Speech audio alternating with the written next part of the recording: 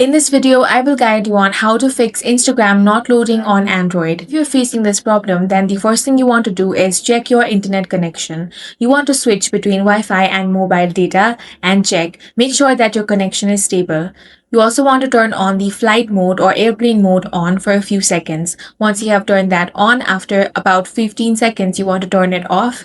Now open Instagram and check. If it is not fixed, you want to force close the app. For that, exit out of the Instagram app, then open your app switcher and swipe Instagram off of your screen. Next thing you want to do is clear Instagram's cache. For that, you want to press and hold on the Instagram icon, then tap on the app info icon. Now you want to tap on storage. From here, tap on clear cache. If your issue is not resolved, you want to tap on the uninstall option. After it has been uninstalled, open Play Store. Now search for Instagram. Here, tap on the install option and reinstall Instagram app.